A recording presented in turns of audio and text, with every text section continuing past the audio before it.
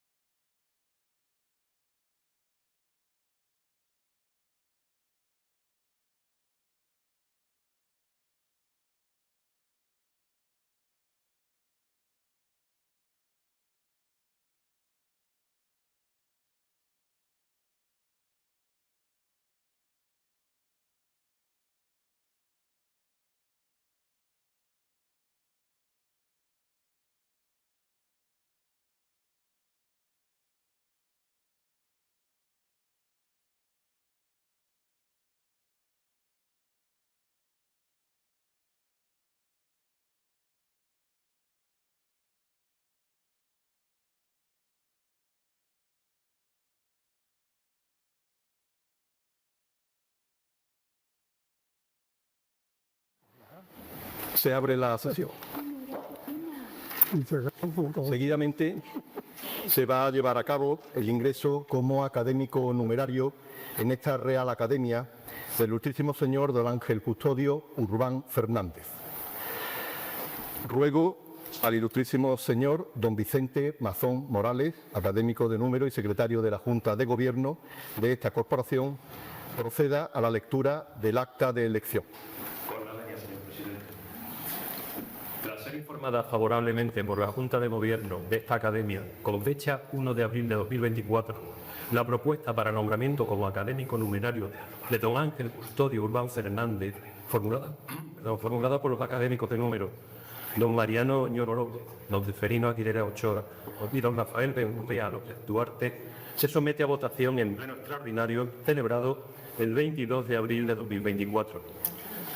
Presentado el currículo del señor Urbán Fernández y expuesto por el señor Benjumea López Duarte los méritos por los cuales se lo considera acreedor de esta distinción, se procedió a la votación de conformidad con lo que establecen las normas reguladoras del procedimiento de selección de académicos de número y correspondientes en la Real Academia de Ciencias, Bellas Artes y Buenas Letras Luis Vélez de Guevara de Écija, los artículos correspondientes de los estatutos de la Real Academia de Ciencias, Bellas Artes y Buenas Letras Luis Vélez de Guevara de Écija y el acuerdo adoptado por unanimidad en el punto único de la sesión extraordinaria celebrada el 24 de enero de 2017.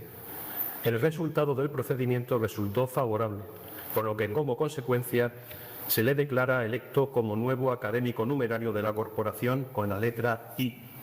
De conformidad con lo dispuesto en la normativa referida, se le notificó el nombramiento, que aceptó formalmente por escrito, mostrando el agradecimiento a la Academia por el honor conferido. Y para proceder a la entrega de la medalla corporativa y del diploma acreditativo del nombramiento, así como para que el nuevo académico numerario pueda dar lectura a su trabajo de ingreso y con ello hacer efectiva su incorporación a esta real institución, ha sido convocada por la Presidencia esta sesión extraordinaria, pública y solemne que celebramos en el día de hoy. Muchas gracias. Ilustrísimo señor don José Enrique Caldero y ilustrísimo señor don Manuel Mayén pueden proceder a acompañar al recipiendario.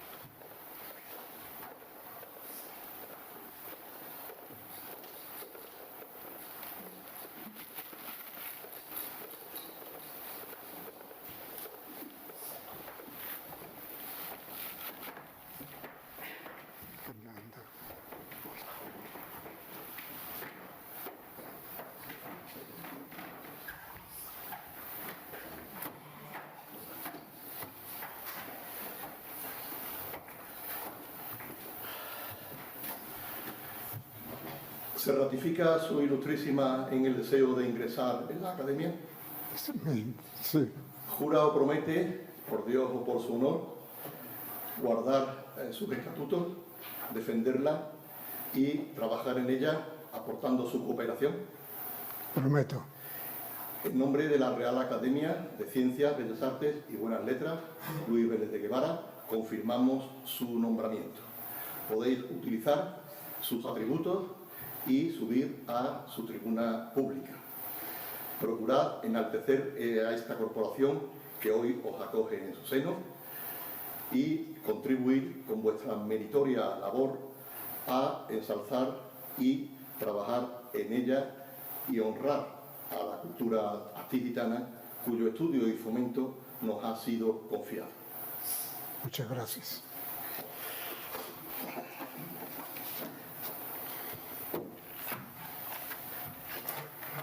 Procedemos a la colocación de la medalla. Un abrazo.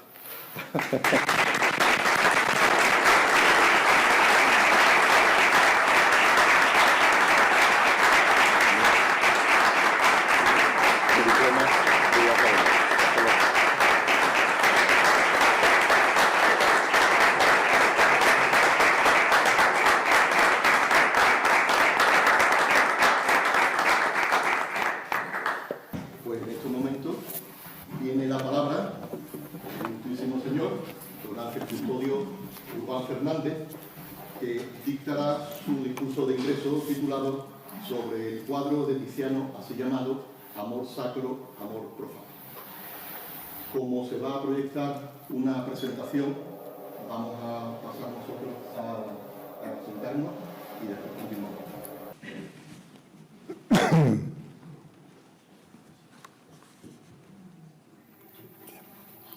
Señora doña Laura Hurtado Gálvez, delegada del Área de Cultura y Turismo del excelentísimo Ayuntamiento de Écija. Autoridades, ilustrísimo señor presidente de esta Real Academia de Ciencias, Bellas Artes y Nobles Letras, Luis Vélez de Guevara, de Écija. Ilustrísimo señor doctor don Juan Gil Fernández, miembro de la Real Academia Española de la Lengua. Ilustrísimos académicos y académicas, señoras y señores, amigos todos.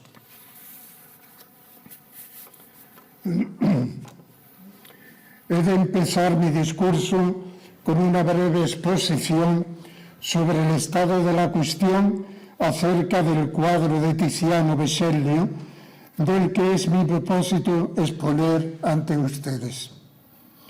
Tiziano pintó este cuadro con la edad de 24 o 25 años, hacia 1513-1514. Fue un encargo con ocasión de las bodas del noble veneciano Niccolò Aurelio con Laura Bagarotto en 1514.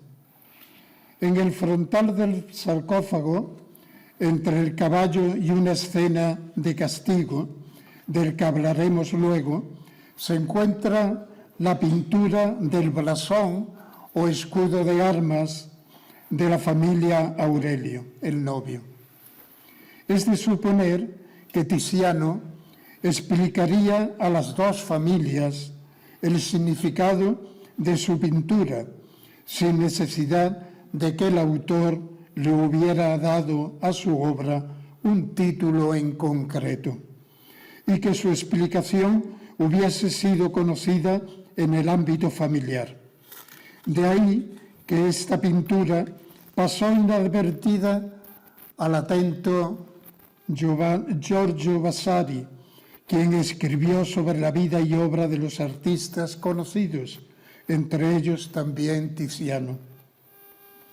Cuando esta obra empezó a conocerse fue cuando, tras los pasos diferentes de las herencias, llega a exponerse la obra en un espacio público, que fue y sigue siendo el museo que hay en Villa Borghese. Así empezó a conocerse y a admirarse en el mundo y tuvo un gran éxito. Desde su conocimiento, que según consta en el registro y archivo del museo, fue adquirido junto al edificio y todas las obras de arte que tenía entonces por el alto precio de 3.600.000. Sí, un poquillo.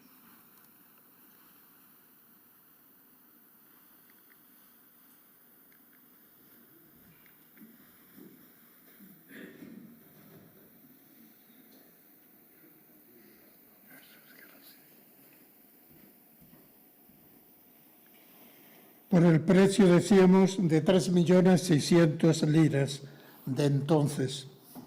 La importancia y el valor de este lienzo de Tiziano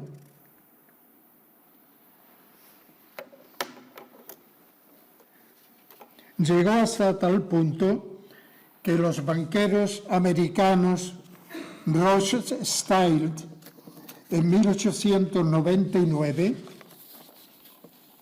quisieron comprar solo el cuadro de Tiziano.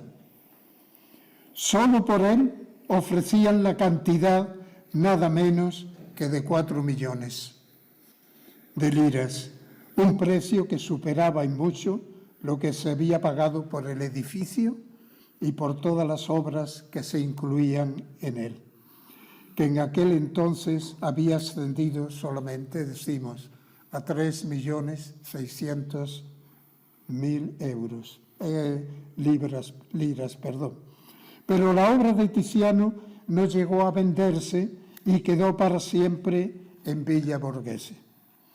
Pasada la pintura de Tiziano a un espacio público, un historiador italiano del arte, Luigi Lanzi, que estaba haciendo una historia pictórica de la Italia del Risorgimento delle Belle Arti, en 6 volúmenes, consiguió darle divulgación proponiéndole un título: Amor sacro, amor profano, que ha sido desde entonces, casi 2 siglos después de que lo compusiera Tiziano, el rompecabezas no solo de su título, que quedó consagrado por Lanzi, sino también de su explicación, acudiendo al comentario que el filósofo humanista Marsilio Ficino, 1433-1499, hizo del diálogo platónico, el banquete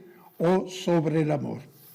Hoy, tras casi dos años estudiando el cuadro, desde comienzo de la primavera en marzo de 2024, me atrevo a presentar y someter ante el juicio de ustedes mi propuesta.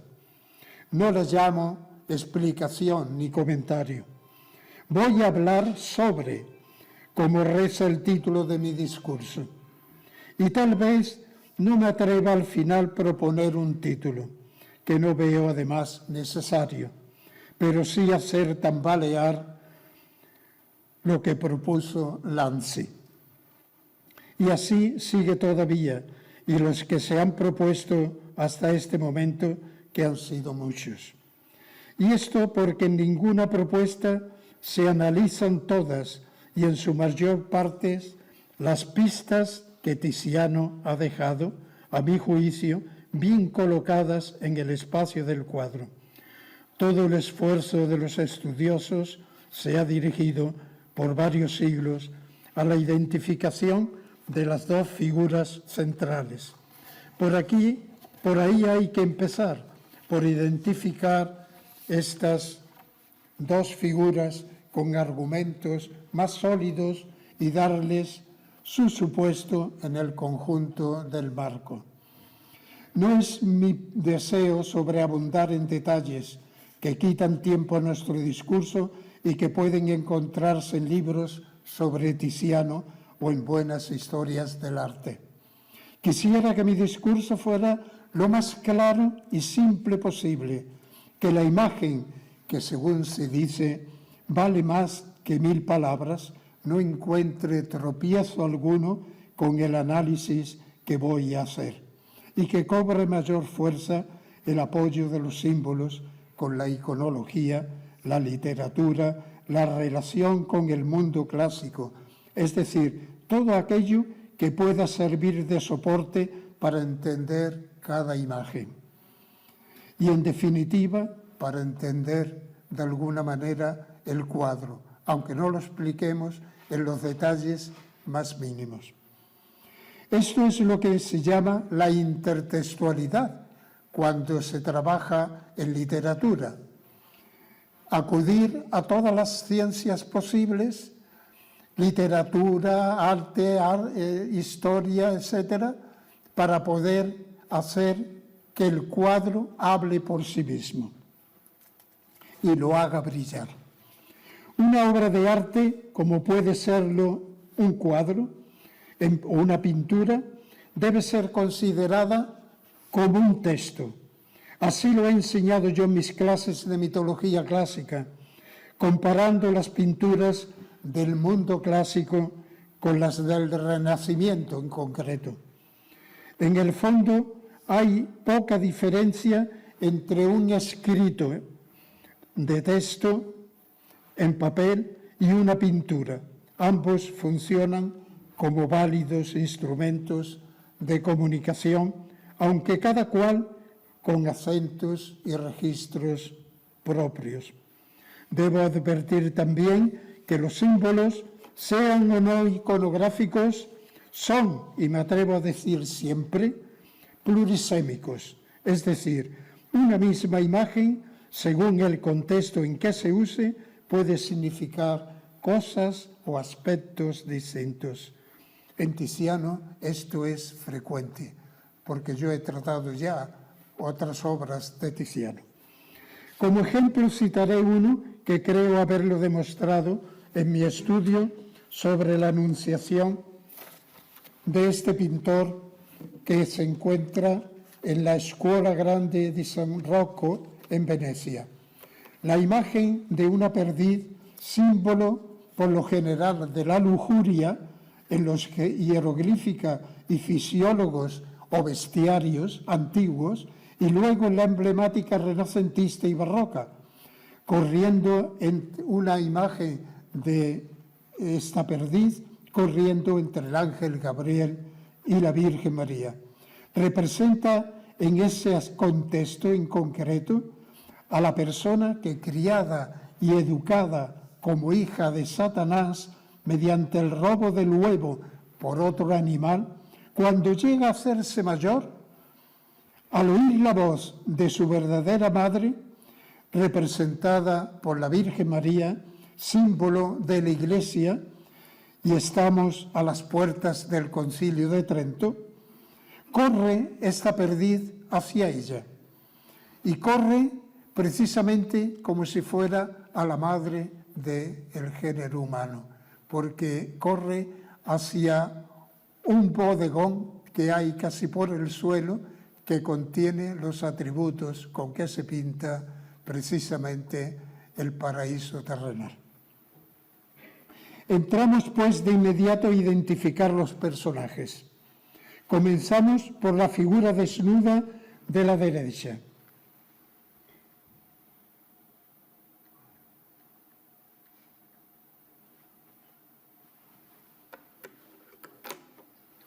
¿Qué representa esta imagen? No tengo la menor duda, por eso lo diré con claridad inmediatamente. Representa esta imagen precisamente a la verdad.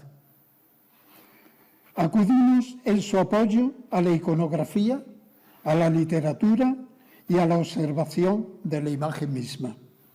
El iconólogo italiano Cesare Ripa, en su amplia obra de iconografía de finales del siglo XVI, recoge todas las formas de figuras simbólicas con las que éstas se han descrito y pintado. Para la verdad en concreto, recoge 5 formas, con variantes según sus contextos, pero con rasgos prácticamente comunes. Se trata de una figura femenina, desnuda, a veces semidesnudas, con un paño de pudor y de muy bello rostro, cabellera dorada y sosteniendo a su derecha un foco de luz, generalmente el sol o un espejo, que transmite su reflejo, o una lámpara, como en el caso presente de Tiziano. Estos rasgos son suficientes para identificarla por su belleza, su transparencia y luminosidad. Ustedes verán que la primera de ellas la ha titulado Cesare Ripa Claritas, la claridad. Es uno de los títulos que se merece la verdad.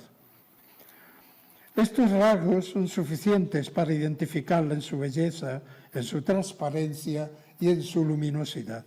En el cuadro de Tiziano es la figura que resulta, sobre todo, la que da gracia al cuadro. Tiziano la retrata con un fondo luminoso que contrasta con la otra mitad del cuadro. No hay duda, es la figura de la verdad. En la poesía renacentista, no solo italiana, sino también europea, la verdad no está siempre como un faro abierto al mundo. Ella se esconde en un pozo, en una cueva o en cualquier otra parte ante la mirada de la envidia, de la calumnia, del engaño, la codicia, la rivalidad, los celos. Algunos de estos vamos a encontrar precisamente en el cuadro. Yo pongo ante la consideración de ustedes dos poesías, una de Torquato Tasso, que es prácticamente de los autores principales, 1400, y casi contemporáneo a Tiziano. Dice así el poema. Yo le he puesto también en italiano, ¿no? Sí. El poema os lo leo. Es una traducción mía. Viejo y alado Dios, nacido con el sol, en un mismo parto y con las estrellas, que destruyes las cosas y las renuevas, mientras por torcidos caminos vuela y vuela. Mi corazón, que con languidez enfermo se duele y que tras 1000 reflexiones no logra extirpar ni uno de sus afanes pungentes y crueles, no tiene, si no existieras tú, quien ya lo consuele. Tú arrancas las zozobras y de jubiloso olvido esparce las llagas, y tú despejas los engaños que llenan los claustros regios. Se refiere al tiempo todo. Y tú, la verdad, extraes del fondo donde estás sumergida y sin velo ni sombra, desnuda y bella a los ojos de los demás, la muestras. Y Lope de Vega, aquí necesitamos traducción. Hija del tiempo, que en el siglo de oro viviste hermosa y cándida en la tierra, de donde la mentira te destierra en esta fiera edad de hierro y lloro. Santa verdad, dignísimo decoro, del mismo cielo que tu sol encierra, paz de nuestra mortal perpetua guerra y de los hombres el mayor tesoro. Casta y desnuda virgen, que no pudo vencer codicia, fuerza ni mudanza, de sol de Dios, ventana cristalina. Vida de la opinión, lengua del mundo, mas ¿qué puedo decir en tu alabanza si eres el mismo Dios, verdad divina?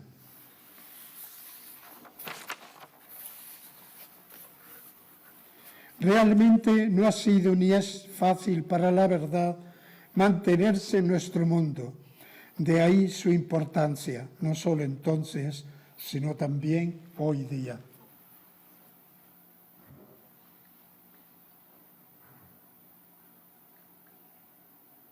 Aquí tienen ustedes una pintura, la primera, de Botticelli, que es la calumnia de Apeles. Como ven ustedes en el fondo, la última parte, está desnuda la verdad y al lado suyo está Apeles, todo vestido, cubriéndose.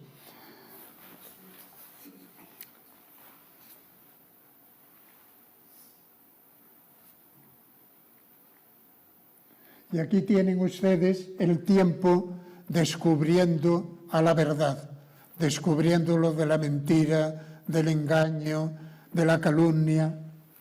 Estos son los atributos.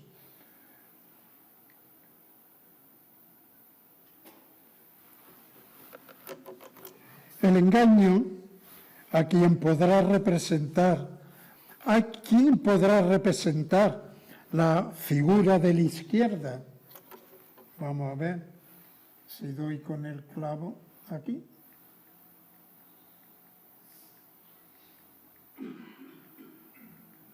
Eso es. Esa figura de la izquierda que tanto contrasta con la forma de vestir de la verdad.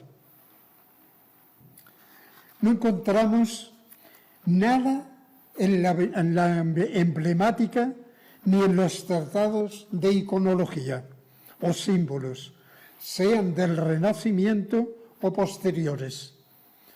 Prestando atención a las dos figuras centrales, ¿no parece que Tiziano ha pintado en clara oposición a la verdad? Veamos sus claras diferencias.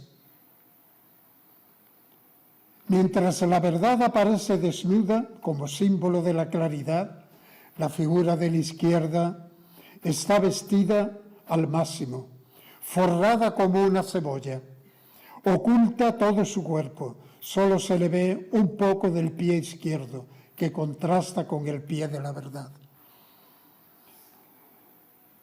Con guantes en ambas manos y con una vestimenta interior engañosa. La manga del brazo derecho aparece de color rojo, más apagado que el de la verdad, sin correspondencia con la manga del brazo izquierdo, que recuerda al cuadro de Bronzino, en que una joven tiene los brazos cruzados, de esta manera.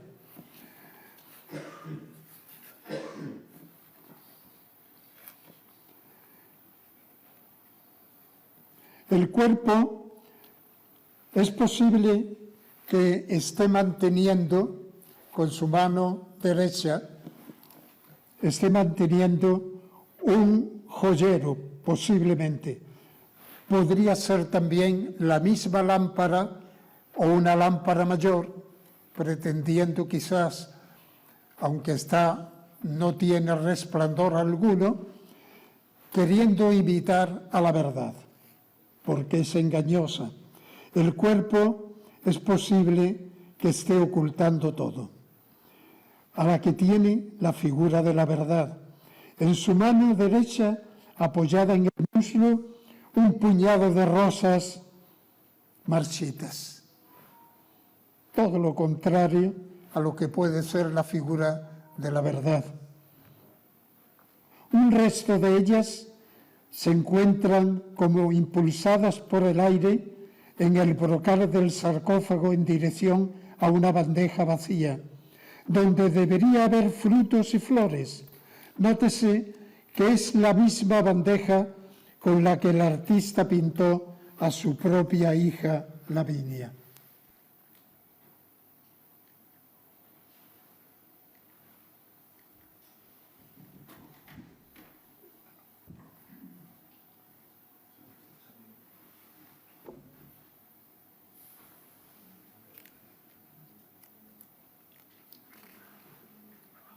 Abajo en este. Sí.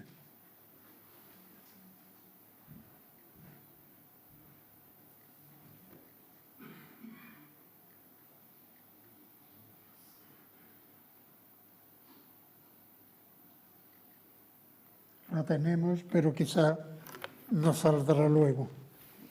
Bien. Tiziano pintó a su hija Lavinia en 1550 como si fuera Pomona. Pomona, que es precisamente la ninfa romana que velaba sobre los frutos y las flores. Tiziano lo acentúa con la posición de los cuerpos de ambas figuras. Basta tapar las dos cabezas y observamos que los cuerpos están pintados para la propia conversación, pero aquí no hay conversación. ¿A quién podrá representar la figura de la izquierda sino al engaño? Tiziano no ha podido representar mejor el engaño que poniéndolo en contraste con la iconografía de la verdad. El engaño aparece como una figura que surge del contraste con la verdad. Es una figura hecha expresamente por Tiziano, no hay otra. ¿Por qué no se copió a lo largo del Renacimiento? Porque estando este cuadro en un ámbito privado, nadie lo conocía. Se conoció después de 1,5 siglos después.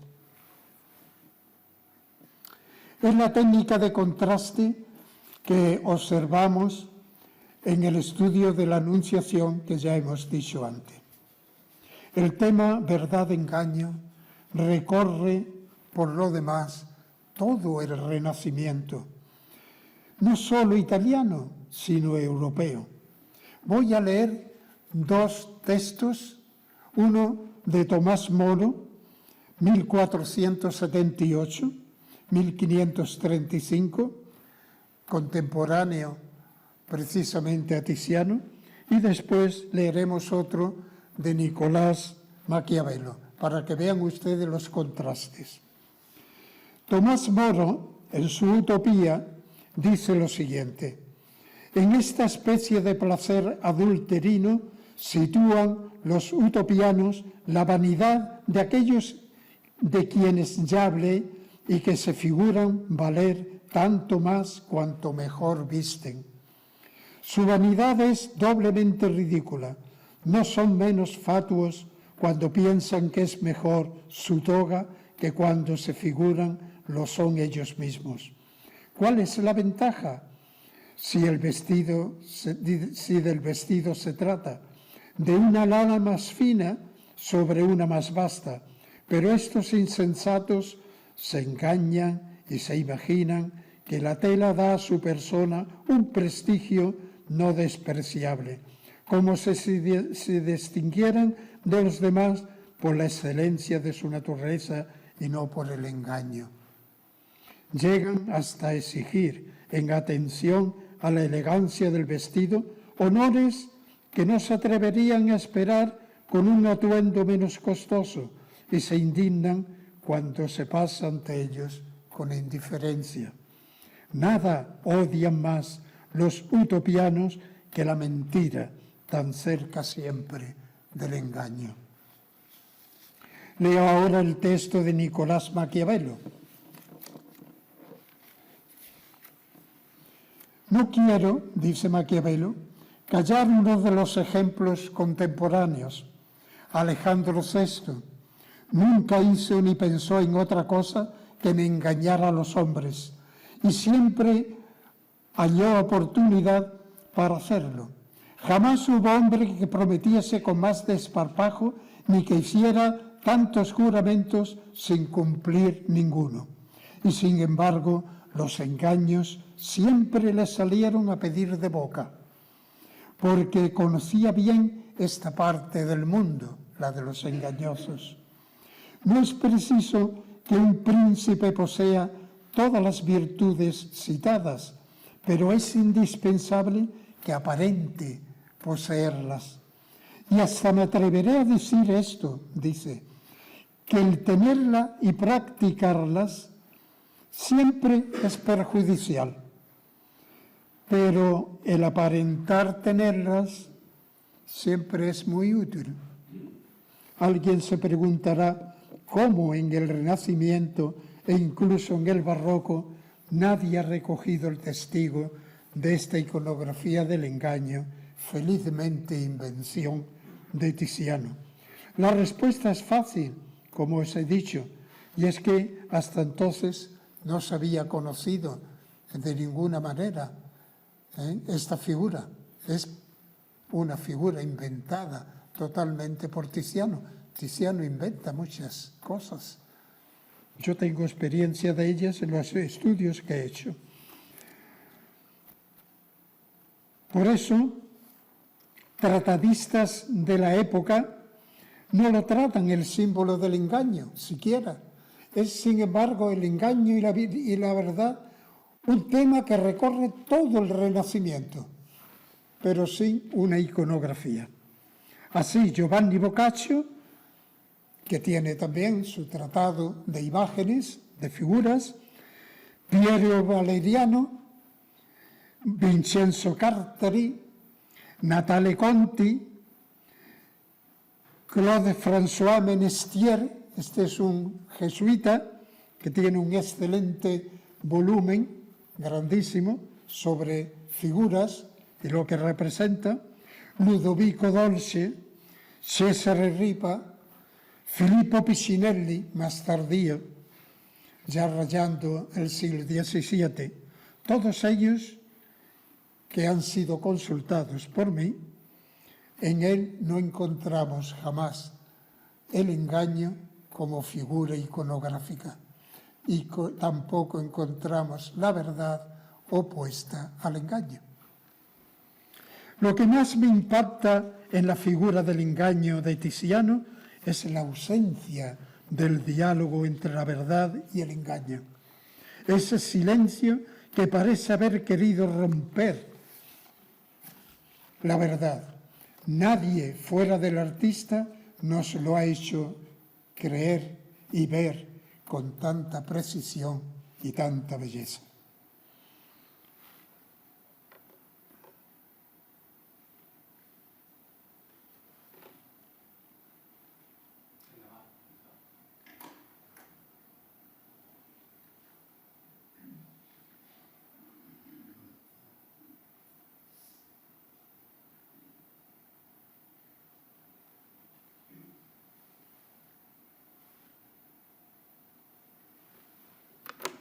Bueno, este cuadro lo veremos. El emblema está ahí entre esta escena de castigo y el caballo. Vamos a analizar ahora otro tema no menos importante e interesante relacionado con el mundo clásico. Ars Amatoria o Ars Amandi, del poeta latino Publio Ovidio Nasón, tiene muchas referencias precisamente al caballo.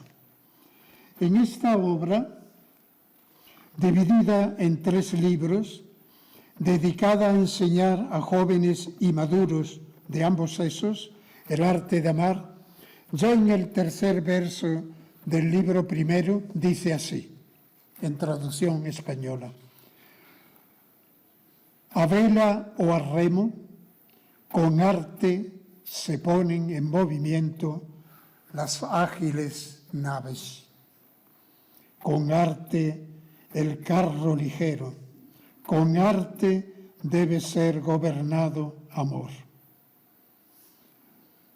¿En qué consiste este arte? Ovidio apela a la figura del caballo, que aparece precisamente 3 veces. Vamos a ver si lo encuentro aquí.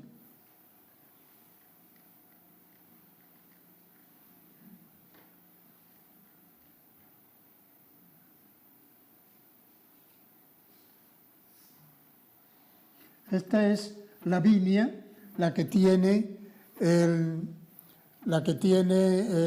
frutero en sus manos, que es exactamente igual que el que tenemos en la obra que estamos analizando. Seguramente esta bandeja de frutas o de flores era usada en la casa de Tiziano. Ahí lo tenemos. A mí no me funciona.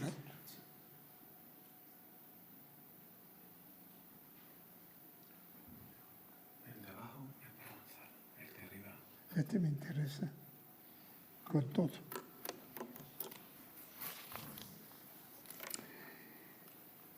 ¿En qué consiste este arte, decimos? Y apela a la figura del caballo. El caballo que aparece en el centro del sarcófago, todos hablan del sarcófago, yo creo que sí, lo diremos después. ¿Por qué? Y después, en los fondos, en dos fondos, uno aquí y otro allí, en pequeñito, se encuentran unos caballos también. Unos caballos en el que un jinete está monta sobre él para llegar a un castillo que hay en el fondo. Y aquí en esta parte, casi a la distancia, eso es, a la distancia de aquello que es agua, hay otro caballo, pero es en una cacería, con lo cual Tiziano lo que está diciendo en realidad es expresando unos caballos que ya están domados. En el libro primero nos dice en concreto Ovidio: con el tiempo vienen al yugo los indómitos toros, con el tiempo se enseñan al duro freno los caballos. El anillo de hierro se gasta por su uso constante. La curvada reja del arado acaba por morir en su roce con la tierra. ¿Qué hay más duro que la roca y qué hay más blando que el agua? Y sin embargo, las duras rocas se ven horadadas por la blanda agua, con lo cual nos está indicando que hay que tener constancia en el amor. En el libro segundo dice, siempre Tiziano, cuando urge el tiempo no hay más remedio que bogar con todos los remos, apretar las espuelas al caballo desbocado, que es una especie de martirio, es decir, una especie de lo que encontramos ahí en la última escena del frontal del sarcófago, que es precisamente el medir la educación mediante una soga. El amor perdura, dice él, perdura si hay arte. El arte para él viene interpretado precisamente como la espuela que hiere al caballo. Pierio Valeriano, contemporáneo de Tiziano, lo deja muy claro y lo deja muy claro en un apartado de un libro suyo, que es el libro quinto. Habla de la constancia para que el caballo vaya dejando su fiereza y se vaya conteniendo, moderando poco a poco. Y habla del ímpetu inmoderado del caballo. En el apartado 22 trata del resultado exitoso, de la malidad, dice él, del caballo convertida en moderación. En su cuadro Tiziano insiste también por 3 veces, como insiste Ovidio, en la figura del caballo. Para coincidencia, pura coincidencia posiblemente creo, es la única figura que se repite. Cuando yo leo una obra y veo una palabra que se repite más que todas las demás, digo, aquí hay precisamente una clave de lectura. Aquí tenemos una clave de lectura que es la del caballo, la del amor. Pasa precisamente Tiziano de la figura del contraste entre la verdad y el engaño, pasa a la educación del amor, puesto que es un cuadro que hace para unos enamorados que se van a casar muy pronto, y pasa precisamente para hacer entender que hay que tener en ese ímpetu que es la persona joven respecto al amor, y que tiene que ir moderando poco a poco, con templanza, con tiempo y con espuela. En su cuadro Tiziano insiste también por 3 veces. Llama pues la atención 2 veces en el fondo del cuadro. Una a la izquierda, el caballo usado como medio de transporte personal, y otra a la derecha, como medio para cazar, además de la que se encuentra en el frontal del sarcófago en dirección a la escena del castigo. Está claro, es el caballo el que va a ser castigado.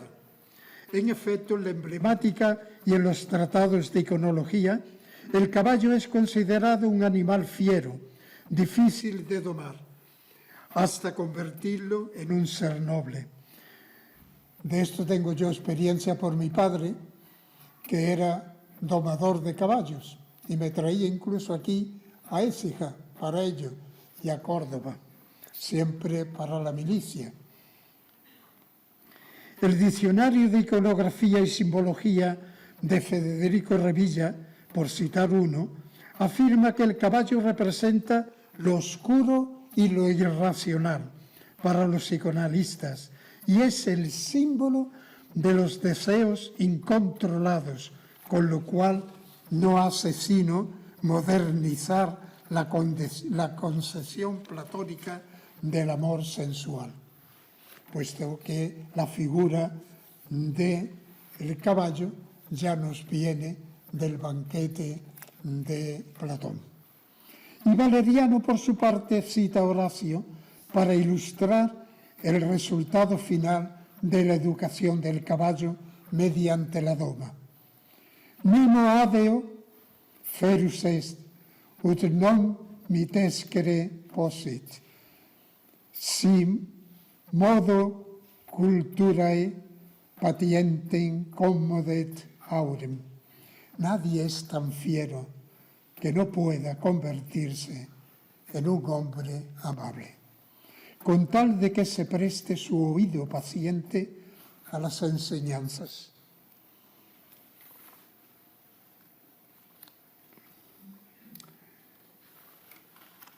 En las pinturas acompañamos en pantalla, puede observarse el caballo frenado por un amorcillo ante una de las parejas amándose, figura que aparece en muchos pintores del Renacimiento. Aquí ponemos unas cuantas nada más, pero no, esto me está llevando.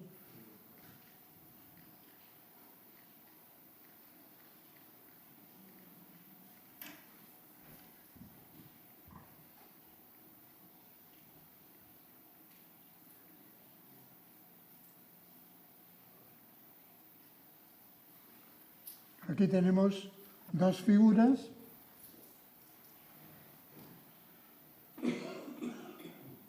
Esta sí es muy interesante porque son muy claras, estas figuras. Pleno Renacimiento.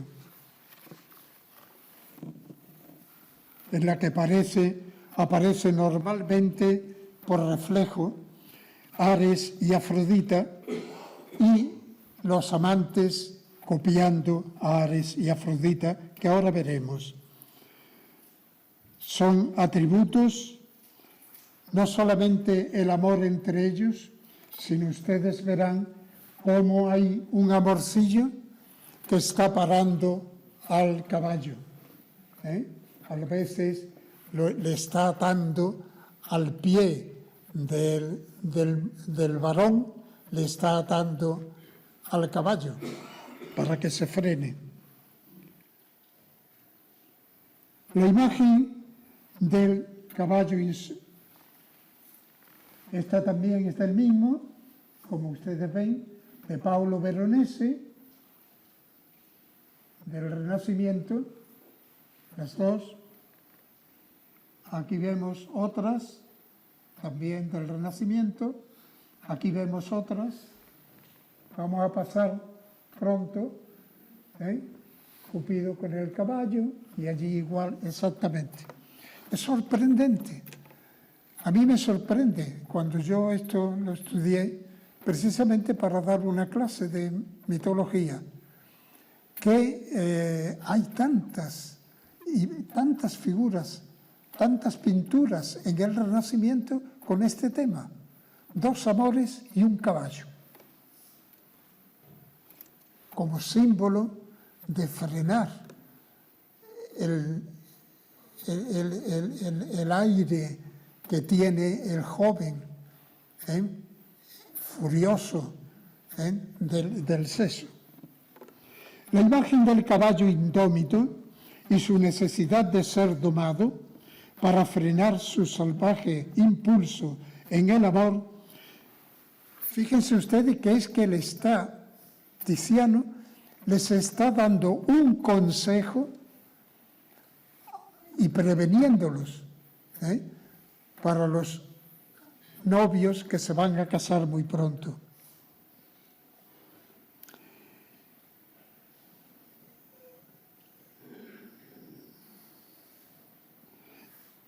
En el mundo latino, Venus y Marte, lo mismo que Ares y Afrodita. En las pinturas griegas, en vasos, donde aparece lo que yo he llamado, precisamente con respecto a esto, intercambio de atributos, es decir, cuando Afrodita, diosa del amor, toma los atributos de Ares y los de Afrodita. Así que si los atributos de Ares son el escudo o la lanza, etcétera, pues eso se lo coge Afrodita o Venus. Y los atributos de la mujer, sobre todo los atributos de Helena como prototipo de la mujer griega, son el espejo, que ahora veremos, que los coge el propio Ares, el dios violento de la guerra, el dios máximo de la guerra. No tiene escrúpulo para nada. A esto le llamo yo intercambio de atributos, para compensar, para que el amor no sea violento, sino para que el amor sea verdaderamente equilibrado. Veamos. Aquí tienen ustedes una figura del mundo antiguo. Ven ustedes,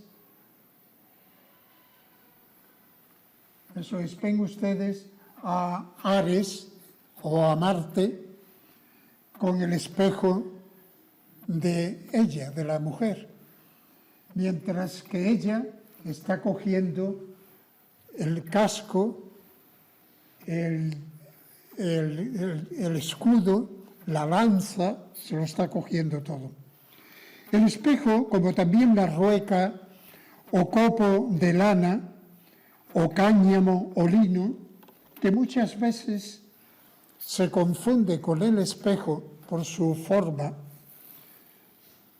no se sabe distinguir muchas veces, es el atributo, como decimos, de la mujer griega Helena.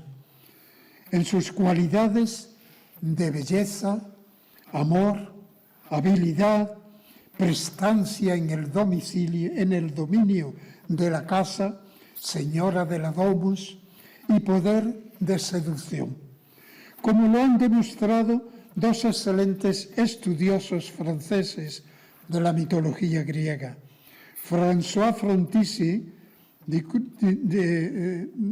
Cruz y Jean-Pierre Bernard, este último que ha sido maestro del gran Marcel Détienne, del que yo, no personalmente, pero sí por su obra, he aprendido tanto, siempre.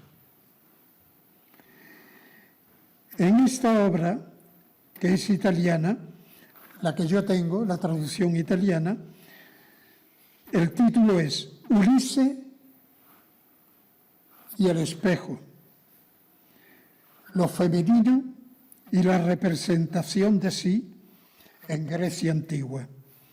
Se publicó en Roma al año de haberse publicado en francés, en 1998.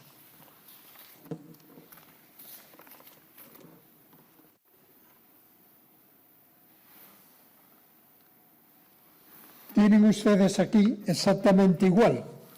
En Botticelli, que es lo que aparece, pero no ya la mujer la que coge los atributos, sino los atributos que están representados de la mujer en unos amorcillos, sean más o menos traviesos, como los que tenemos aquí, ¿no?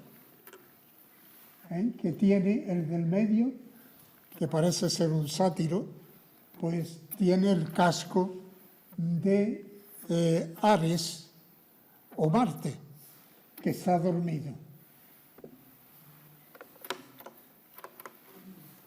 Y abajo pues tenemos a Botticelli, no Botticelli es de arriba, perdón, y abajo tenemos otro que es de, no recuerdo eso, de Piero de Cosimo.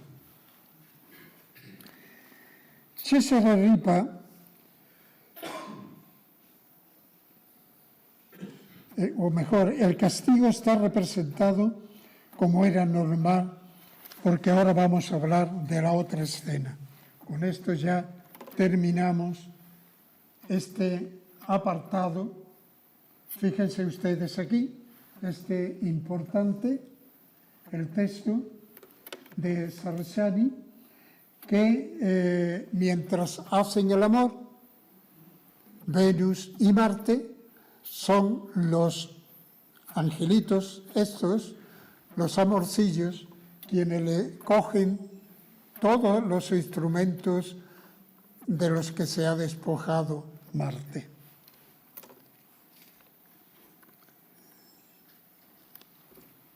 Vamos a ver si tenemos aquí. Bueno, en la esquina última tenemos precisamente el castigo, otra de las escenas que tenemos, de la que tenemos que hablar. El castigo en Tiziano está representado tal cual como se encuentra en la iconografía del Renacimiento y que lo reporta Cesare Ripa, que describe así el castigo. Para representar el castigo pintaremos, dice, a un hombre en feroz y severa actitud, sosteniendo en la mano derecha una segur, como si fuese a descargar con ella un durísimo golpe. Aquí vemos en la escena una mujer y aquí un hombre atado a una columna o a un palo, un póster, que están castigados ya. Y el de abajo, el que se está castigando en el momento preciso. Cesare Ripa narra en el mismo lugar la leyenda de un león, una osa y un perro. Y quiero ponerlos quiero que lo observéis porque es interesante por lo que vamos a decir. Así que un león, una osa y un perro, que fueron educados para que vivieran en paz juntos, como en el estado de Venus y Marte. Pero resulta que la osa mató al perro y en revancha el león mató a la osa, conmovido por su mal comportamiento que había roto con las leyes de la convivencia, quedándose así solo el león como símbolo del castigo. Es precisamente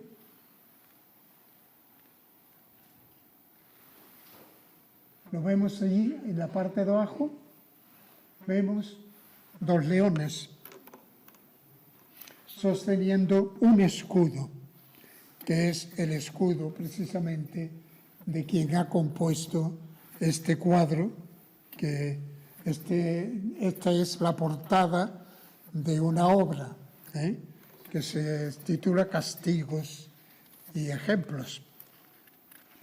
Es precisamente esta estampa la que encontramos en la pintura de Tiziano, Castigando con una segur, que nos proporciona además la presencia de otros, digamos, escolares de ambos sexos que parece estar sufriendo ya el castigo.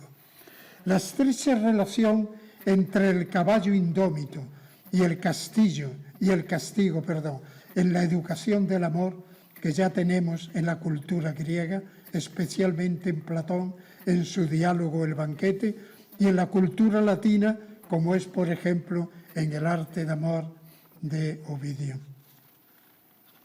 Esta imagen para la educación, no solo sobre la educación del amor, sino que lo tenemos también para castigos y ejemplos, aquí en este caso de Catón, editado como facsímil en 1543, no muy lejos de mitad prácticamente del siglo XV, en cuya portada aparece la imagen de dos leones sosteniendo un escudo con una flor de lis en su centro y circundado por una corona de flores.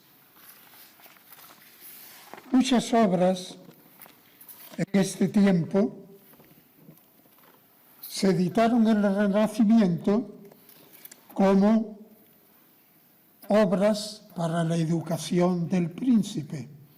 Podríamos citar, yo creo que el más famoso de todos, el Reloj de Príncipes de Fray Antonio de Guevara, impreso en 1529, más contemporáneo todavía a Tiziano, imposible, que ha sido nuevamente editado, una cuidadosa edición con un excelente comentario por Emilio Blanco, editado en 1994 y que fue parte de su tesis doctoral.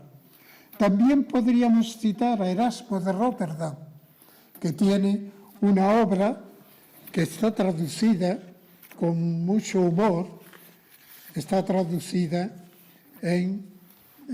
también en nuestra lengua, en castellano, por Agustín González, que fue González, no recuerdo el segundo apellido, no recuerdo. Bien, este también tiene otro tratado precisamente sobre los castigos. Y otro famoso en Italia fue el Galateo de Giovanni de la Casa, en el que se inspiraron muchos otros autores en Italia y otras partes. Pero muchos de ellos no hablan o no quieren hablar, como Erasmo, no quieren hablar de castigos. Hay que educar de otra manera. Algunas muy amplias y otras especies de catecismo empezaron también al estilo del famoso catecismo cristiano del jesuita Jerónimo de Ripalda, que ustedes habrán oído hablar Si no, lo habrán estudiado como yo también cuando pequeño. Una pregunta muy sencilla y una respuesta más sencilla todavía, para que el alumno, pues, que era precisamente para niños y adolescentes, pues pudiera informarse y aprender de memoria sin grandes esfuerzos. Y es curioso observar que la imagen del caballo indómito que hay que domar perdura como ejemplo en tratados de educación y urbanidad editados todavía en el siglo XX. Citaré uno publicado en Barcelona en 1920 por los editores de Palazzie y reeditado en 2002, ya en nuestro siglo, por la editorial Maxtor de Valladolid. Tal es el librito de bolsillo de menos de 70 páginas y muy pequeño, de bolsillo precisamente, titulado Resumen de Urbanidad para las Niñas. Un librito que yo le compré a mi hermana precisamente para reírnos y para reírme yo de ella en Córdoba, que lo vimos en una feria de libros.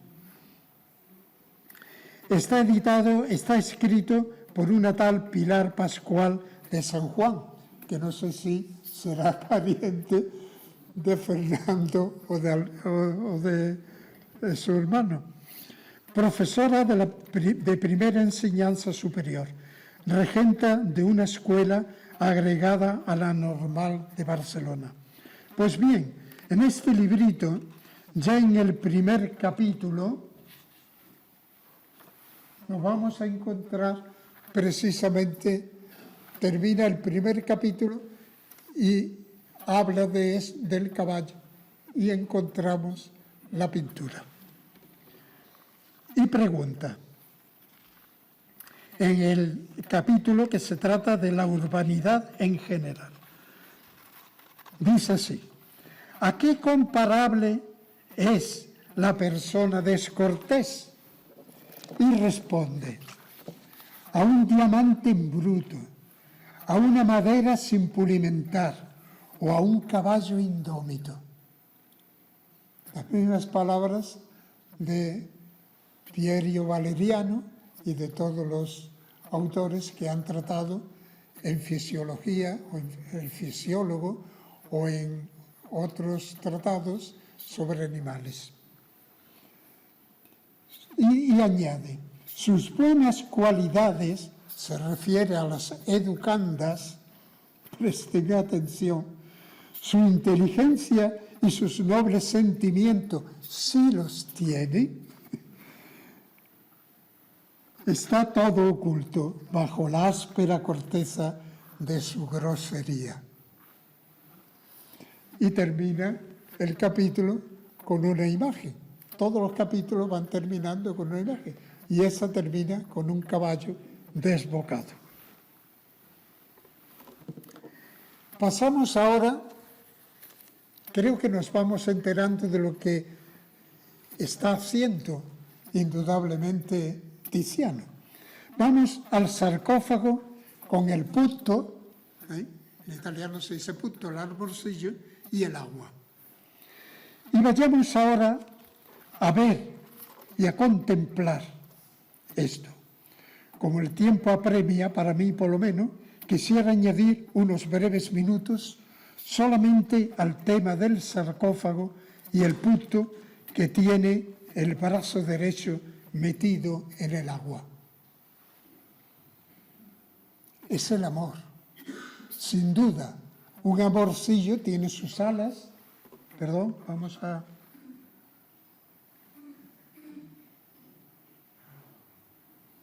¿Ven ustedes? En aquella parte. Es el amor el único personaje del cuadro que no necesita buscar su identidad.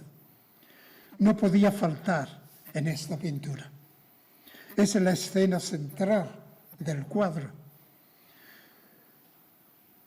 pocos son los comentaristas que dicen que con el brazo derecho está el amorcillo removiendo el agua. No sé qué sentido tiene eso. Quizás para unir a los dos personajes, pero no. No sé para qué es, pero sí me pregunto de dónde viene ese agua. Viene de un grifo, viene de un caño de agua lejano, en mitad de un prado. El sarcófago está lleno. Y lo que más me inquieta es que por el caño que hay en el frontal, ahí abajo, verán ustedes un caño que está expulsando agua. Por tanto, está entrando el agua y al mismo tiempo va saliendo el agua.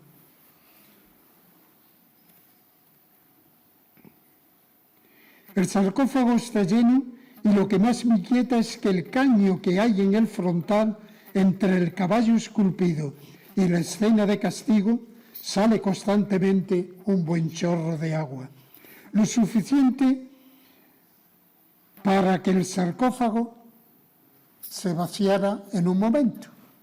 Sin embargo, pues no se vacía. Para mí, lo que el amorcillo está haciendo es la función del grifo. Él es el grifo. Él es el que está metiendo el agua en un sarcófago. Veremos. Para mí, lo que el amorcillo está haciendo es la función del grifo. De él sale el agua, símbolo de la vida, que no necesita explicación. La Biblia está llena de este símbolo, como también los poetas de este antiguo, usado por creyentes y no creyentes, y que todo lector entiende, pues el agua de por sí es el elemento que da vida.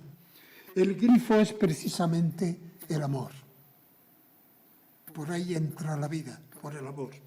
Si no, ¿de dónde viene el agua que entra en el sarcófago y sale por el referido caño, renovándose constantemente, sin que sufra en nada el lleno del sarcófago? El amor es plenitud inagotable de vida en constante renovación. No es una sustancia estática, sino vital, que habita en la persona, cuyo símbolo es el sarcófago mismo. El sarcófago es representado por los estoicos, por ejemplo, Séneca y Epicteto y Frontón, tan apegados estos últimos al emperador Marco Aurelio, quienes asemejaban su cuerpo a un sepulcro viviente, residencia de su verdadero ser. El símbolo del agua como vida le viene por su virtud de producir, de fecundar, de fructificar, que puede tener también poder de destrucción, de esterilidad, de infecundidad, según los casos, sobre todo cuando se hace un uso indebido. De ahí que en sentido positivo necesite la renovación constante para que mantenga su eficacia. El agua en el sarcófago es vida simbólicamente emparejada como la unión de Eros y Tánatos, Eros y la muerte. En la mitología griega se llevan perfectamente como una pareja de amor, pero quien siempre sale victorioso es Eros, el amor. Omnia vincit amor, decía Virgilio en su égloga o bucólica 10, en el verso 69. Y ya lo dijo antes la amada del amado en el Cantar de los Cantares. Grábame, dice en el capítulo 8, ya al final, grábame como un sello en tu brazo, como un sello en tu corazón, porque es fuerte el amor como la muerte. El análisis del amor y el sarcófago, en este análisis se descubre la figura de la verdad como el elemento clave y central de todo el cuadro. Tiziano lo ha sabido comunicar llamando poderosamente la atención del espectador, quien al ver ese cuadro, su mirada se dirige inmediatamente a ella. Será porque el cuadro tiene en esta persona, en la verdad, en esta figura, tiene la figura gigantesca, tiene su cabeza en el techo toca el techo del cuadro, como sus pies tocan el suelo, el límite con el cuadro, que contrasta con los pies o con un pie del engaño. También con un poquito de color para que se vea bien ese medio pie calzado. ¿Será que llama la atención por la belleza de su cuerpo y el largo color rojo de su ropaje? Lo cierto es que la mirada se desliza sin querer hacia esa noble y encantadora figura. En esta pintura, como no podía ser de otra manera, la verdad cumple una doble función que rige toda la escena del cuadro. Por una parte, ella es la que pone en alerta al engaño y al indómito e insociable y los avisa del peligro que supone para el matrimonio. Y por otra, es la que hermana amor con vida. La vida no está representada solamente por el agua, sino también por ella misma. Ahora lo veremos. Ella, la verdad, se llama en griego aletheia, palabra compuesta del término lethe, que denomina al río de la muerte y del olvido, el río Leto, el que pasaba siempre Caronte con su barca transportando el alma del difunto desde la ribera de la tierra a la ribera del Hades. De ahí esa palabra leto tenemos en nuestra lengua letal, que significa mortífero, que ha pasado del griego al latín letalis, y de aquí a nuestra lengua y otras lenguas romances, como por ejemplo al italiano. De ahí tenemos la palabra letargo, que es sueño largo y profundo, similar a la muerte, letárgico, etc. La palabra griega que indica vida ha heredado el nombre del río Letos, Letos, pero también la partícula o sufijo que en griego es alfa,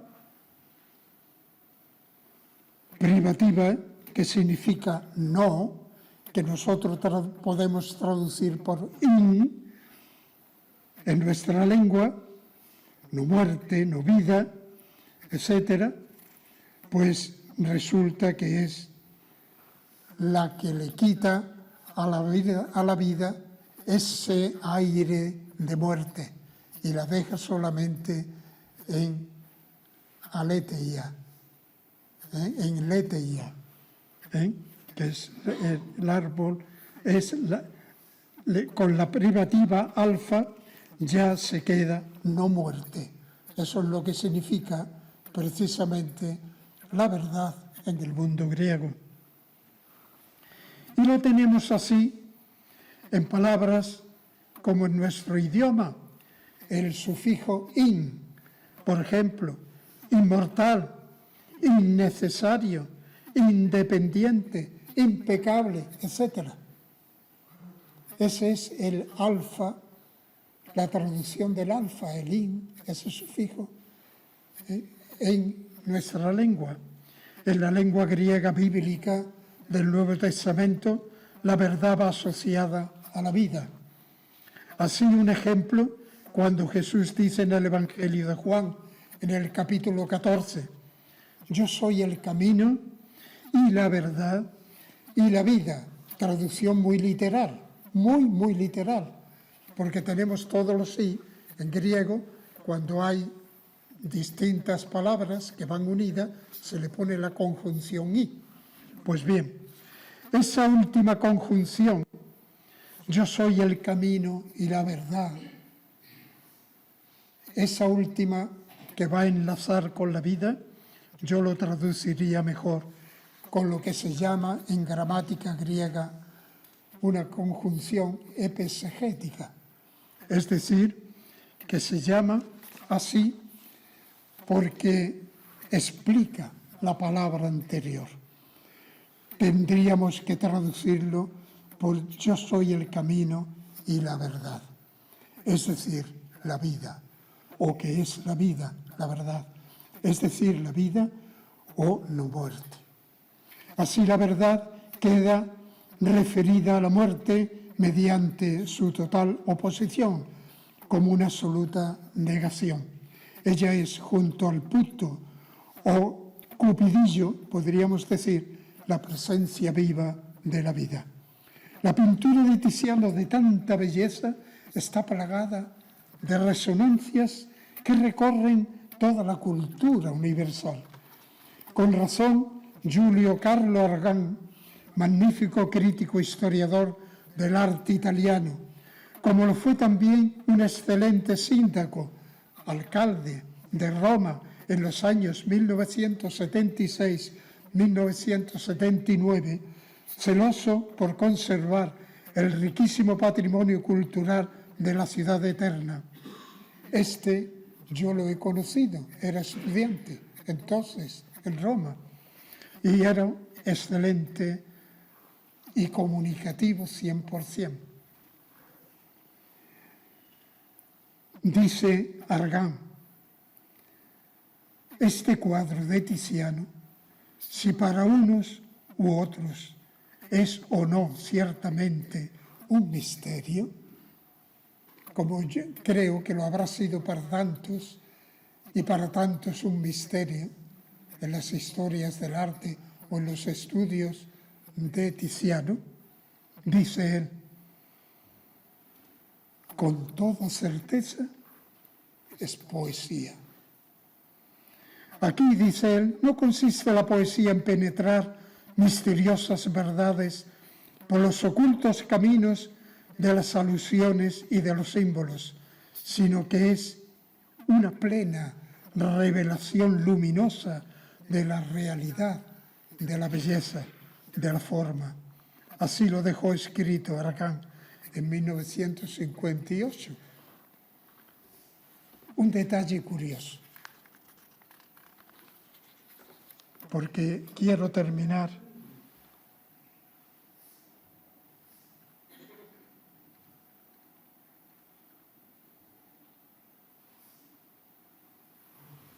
esto es lo que se ve,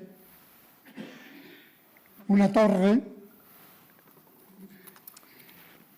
y unos edificios, y aquello es Venecia.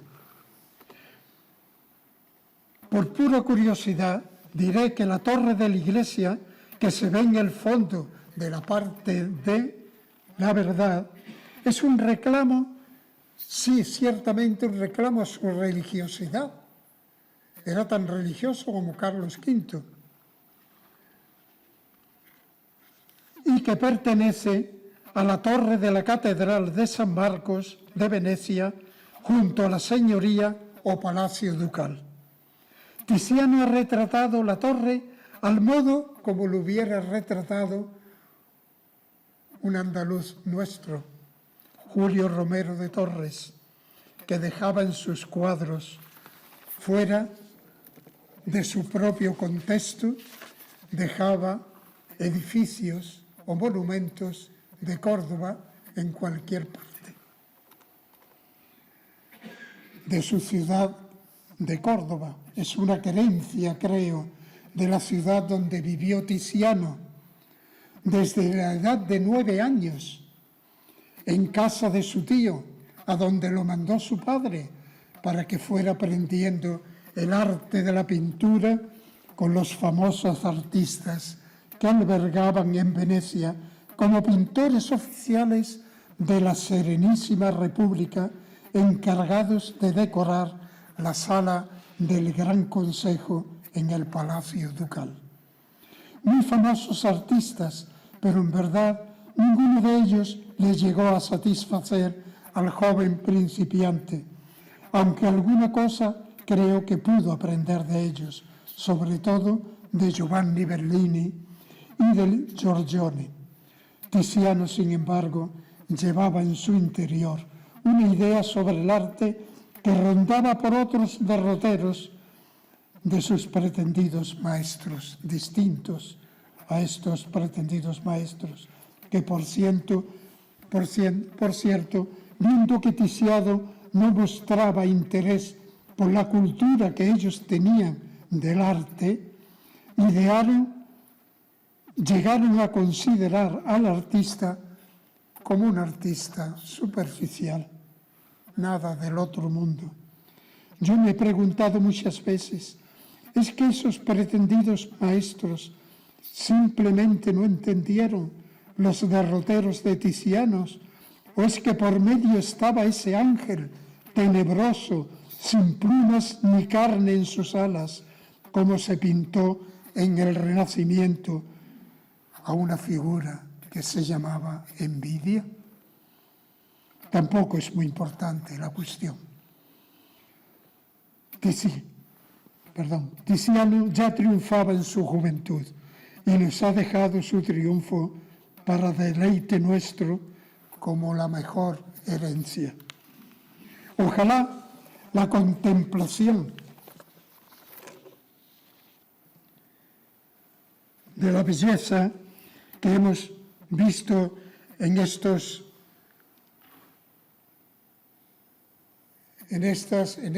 pinceles tan tremendamente y cuidadosamente hechos de Tiziano, hayan tenido también un poco una resonancia en los ineptos pinceles de mis palabras. ¿Y qué más quisiera yo que siguieran despertando vuestra curiosidad cuando a solas sigáis contemplando este magnífico cuadro y sus tesoros escondidos, como dice el poeta del siglo XIII, del dolce stil nuevo italiano, que no acertamos todavía a identificar, tal vez Cino da Pistoia o Guido Cavalcanti, el gran amigo de Dante, quien a pesar de su insistencia nunca logró que leyera al poeta latino Virgilio. Ambos aparecen pintados por Giorgio Vasari en su así llamado 6 poetas toscanos, cuadro que interpreté en una carta al profesor Francisco José Talavera en el homenaje publicado para su jubilación. Dice así el comienzo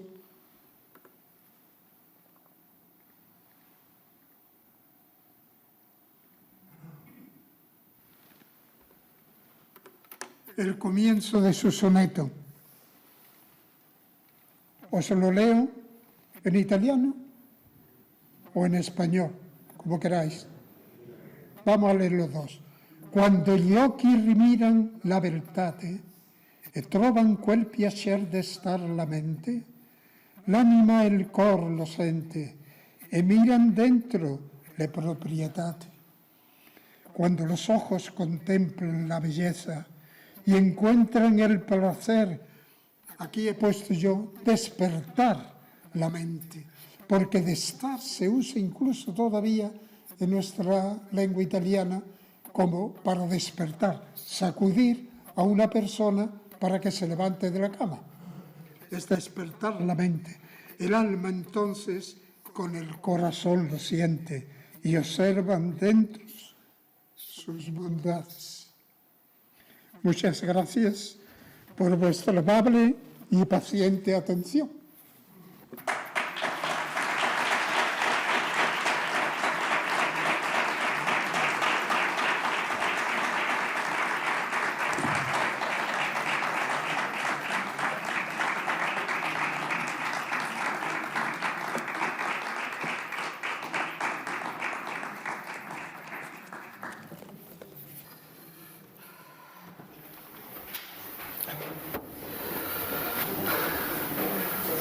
Muchísimas gracias, doctor Urbán, por este magnífico discurso, pero tengo que pasarle la palabra al excelentísimo señor don Juan Gil Fernández, que en nombre de esta Real Academia va a dar la réplica al recipiendario, cuando quiera.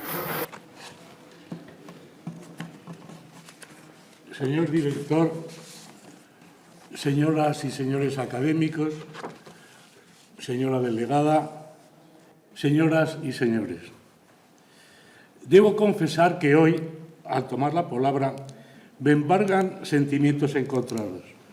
Por un lado, aunque sea un gran honor que una academia tan prestigiosa como la Astigitana me haya encomendado la tarea de contestar al discurso del ilustrísimo señor don Ángel Urbán, no deja de producirme cierta inquietud el hecho de verme obligado a representar a una corporación de la que no soy miembro y cuyos usos y costumbres desconozco. Bien pueden imaginar, por tanto, mi temor a incurrir en alguna incorrección, en alguna descortesía. Si esto sucede, le ruego vivamente que en mi descargo la achaquen a mi bisoñez en estas lides. Mas también tengo miedo a que la cortedad de mi ingenio me impida estar a la altura que requiere la ocasión, de modo que no acierte a destacar como es debido los muchos y relevantes méritos que acompañan a nuestro recipiendario, un gran sabio que es, al mismo tiempo, un hombre esencial, como diría Fernando de Pulgar. Pero sobre estos recelos se impone desbordante la alegría de ver finalmente reconocida por esta academia la ejemplar trayectoria, tanto científica como humana, de un verdadero maestro. Y este inmenso júbilo ahuyenta por completo mis temores y prevenciones y me da suficiente ánimo para llevar a buen puerto la faena que se me ha encomendado.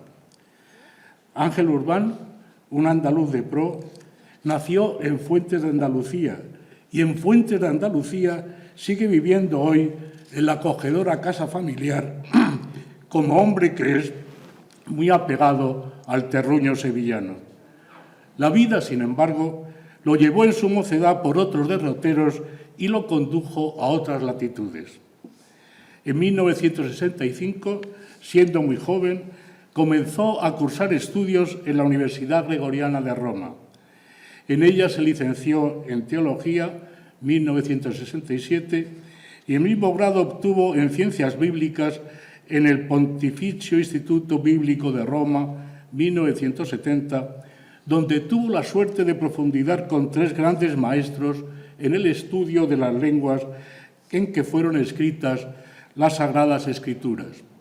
En el hebreo, con Luis Alonso Schöckel, bajo cuya dirección hizo el trabajo de licenciatura sobre ídolos e idolatrías en el libro de Jeremías, estudio de las imágenes literarias. En el griego bíblico, con Max Czerwik, y en la interpretación y traducción de la lengua del Nuevo Testamento, con Juan Mateos. Y cabe recordar que este último, en son de chanza, solía llamar a su aventajado discípulo el ariete de la gramática, porque era el único de sus alumnos que partía siempre de un escrupuloso análisis gramatical como requisito indispensable para el recto entendimiento del texto. A lo largo de estos años de aprendizaje, todos los esfuerzos de Urbán se volcaron en el estudio de la lengua griega, tanto de la Biblia como de la patrística de los 2 primeros siglos de la era cristiana. No es de extrañar que apenas cumplidos los 27 años fuese nombrado único docente de esa asignatura que impartió durante 12 años en la Universidad Gregoriana, 1970-1962. En los albores de su quehacer científico atrajo su interés la papirología y, muy en especial, el sensacional descubrimiento de los textos griegos hallados en las cuevas de Qumrán. En 1973, Urbán discutió algunas tesis del padre O'Callaghan, mas prontamente su centro de interés se desplazó a otra área, el cotejo de manuscritos poco conocidos, como tendremos ocasión de ver. Pero a lo largo de toda su producción investigadora permaneció invariable una constante: el apego a manejar las fuentes originales y la fidelidad al estudio de los documentos, estuviesen estos escritos en papiro o en pergamino. Con las tareas de hermenéutica alternó Urbán, como es preceptivo, las cuestiones teóricas. Durante 11 años, 1974-1985, nuestro leninista estuvo adscrito al grupo de trabajo dirigido por Juan Mateos Álvarez. Aquellas estancias romanas a la vera de aquel gran escriturista y teólogo dieron grandes frutos. Los hechos cantan. Con Mateos y Alepuz publicó en Ediciones Cristiandad Cuestiones de gramática y léxico, 1977. Con Mateos y Barreto colaboró en 2 libros, El Evangelio de Juan, análisis lingüístico y comentario exegético, y El vocabulario teológico del Evangelio de Juan. Y, por último, participó en la traducción del Nuevo Testamento dirigida por el mismo Mateos y Alonso Seckel. Durante estos años, Urbán tradujo y revisó los volúmenes 2º, 7º, 8º y 10º de la historia de la Iglesia de Flix-Martin, una empresa auspiciada por el añorado padre José María Javierre, así como la iniciación a la práctica de la teología de Laurent Refoulé. A su vuelta a España, Urbán cursó su 3ª licenciatura en la especialidad de Filología Bíblica Trilingüe, que se acababa de crear en la Universidad Complutense de Madrid, 1965. En la misma alma mater se doctoró en ese mismo año con una espléndida tesis sobre el origen divino del poder y el texto de Juan 9:11, dirigida por Antonio Piñero y publicada en 1989.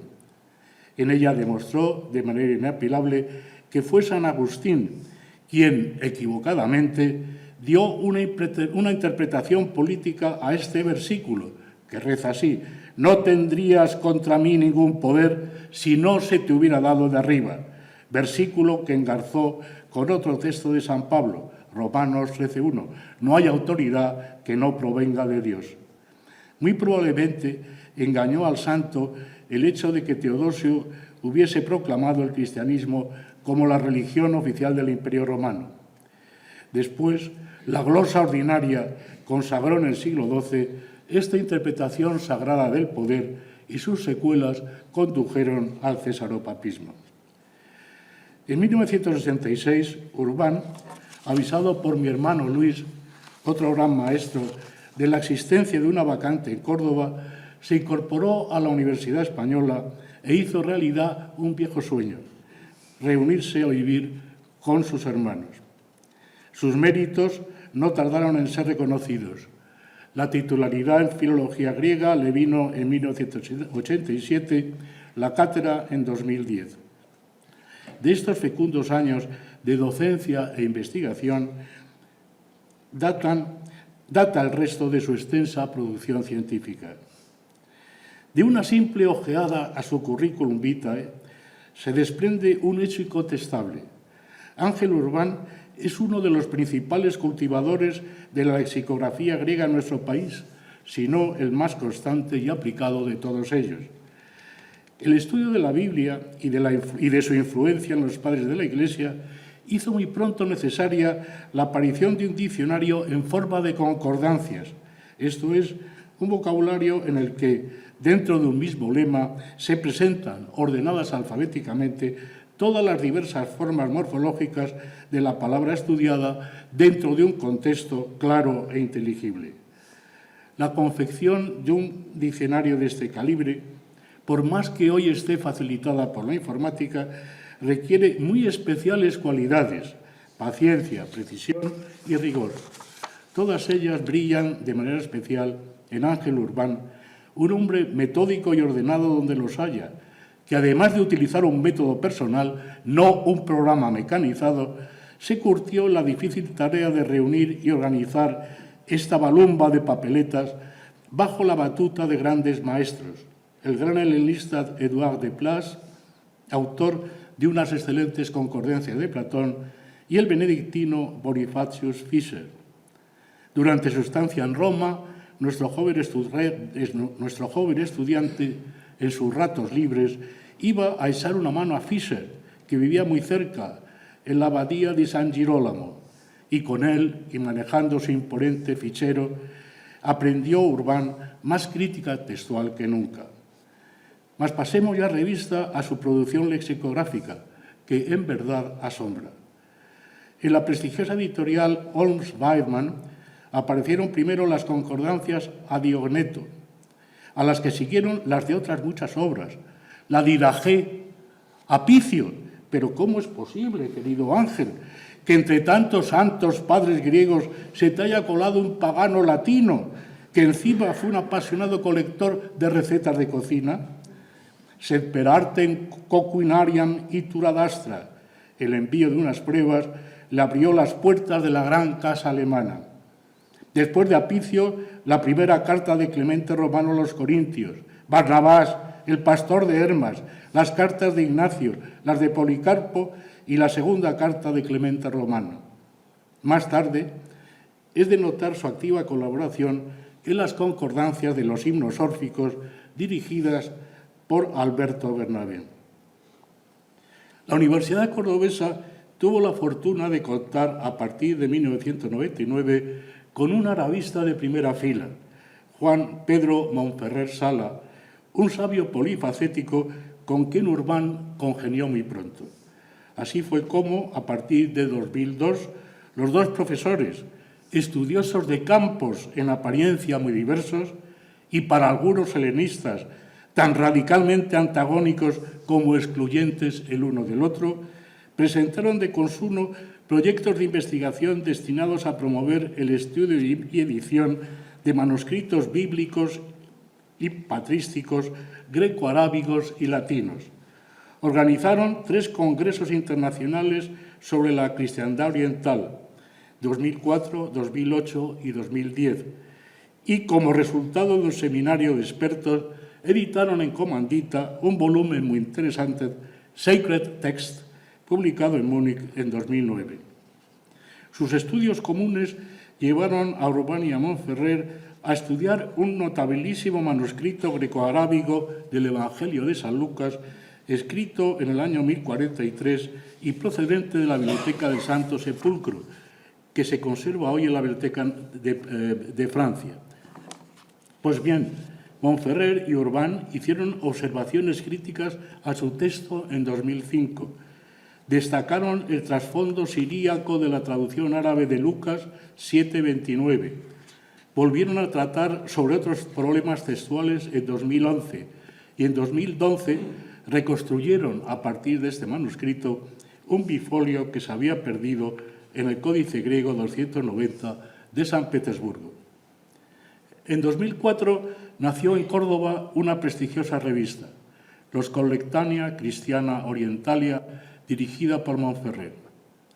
Huelga decir que Ángel Urbán fue uno de sus más asiduos y devotos colaboradores, analizando en una serie de volúmenes el uso de las abreviaturas y los intercambios vocálicos en el manuscrito que acabo de citar, este greco-arábico, y también en otro testimonio famoso de la Biblia, el Codex Bezae Cantabriensis, escrito en el siglo V.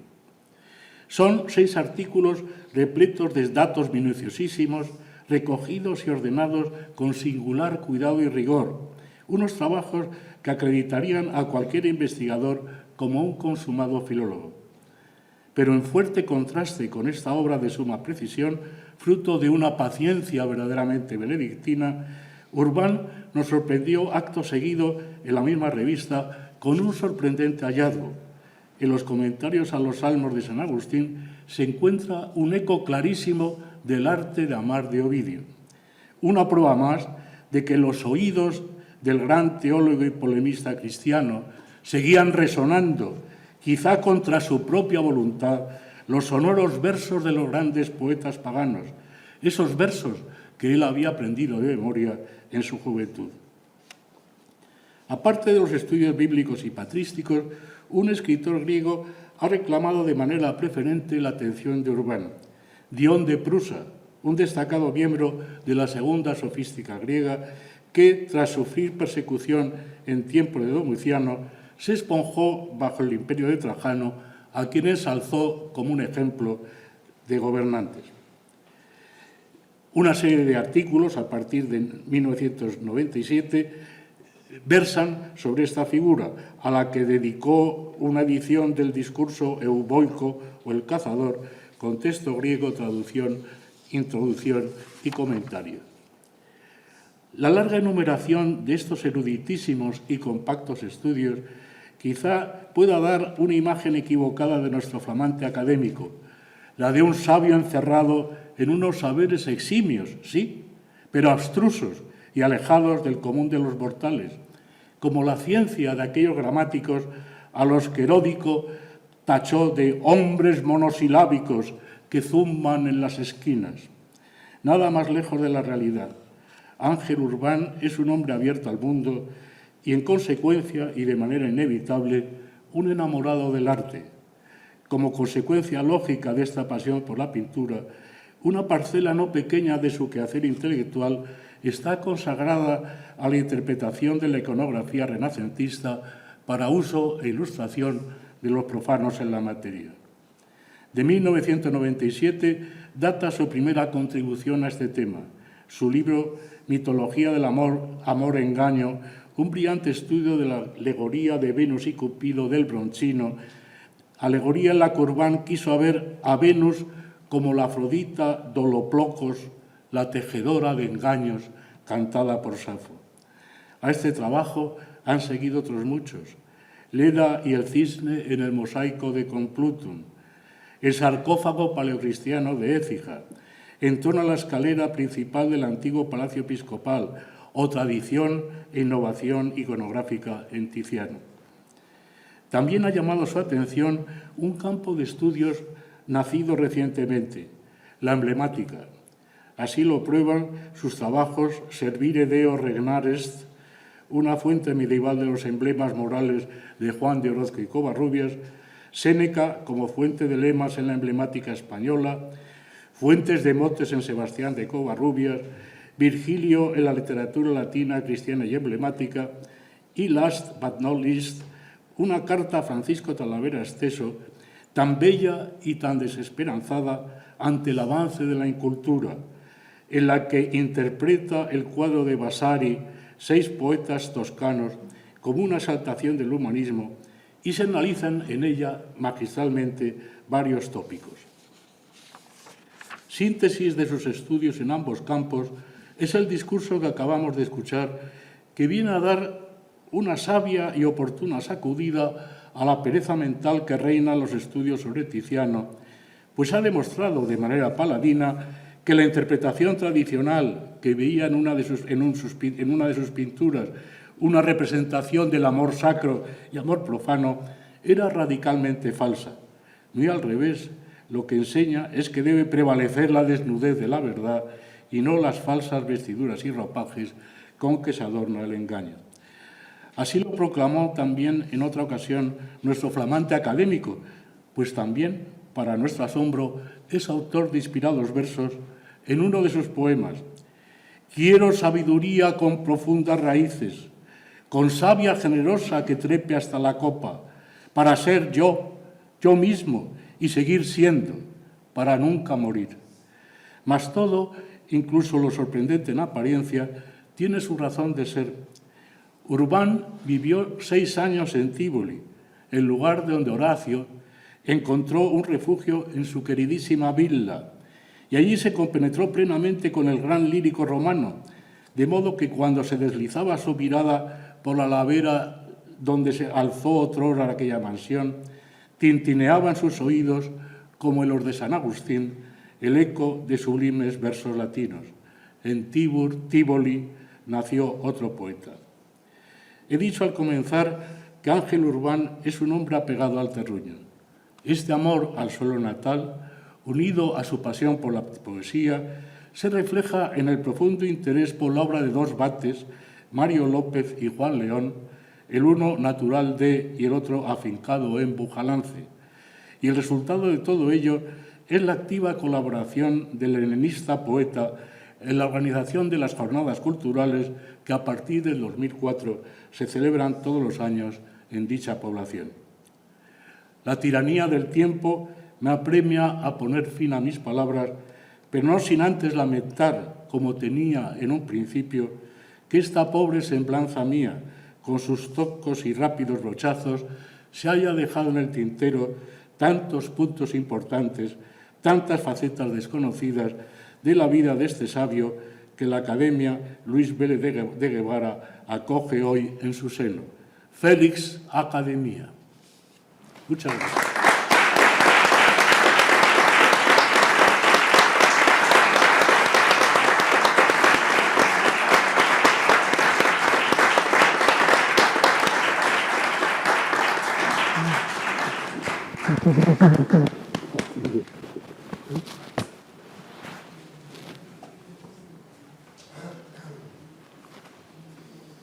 Muchísimas gracias, doctor Gil, por sus palabras y excelente réplica. El ilustrísimo señor don Ángel Custodio Urbán Fernández queda incorporado solemnemente en el seno de esta corporación. Nos congratulamos por la entrada de un nuevo académico numerario y en este caso por la del doctor Urbán, quien a buen seguro aportará a esta Real Academia una excelente labor acorde a sus conocimientos y su experiencia. Sin otro particular, le damos las gracias por su asistencia y se levanta la sesión. Buenas noches.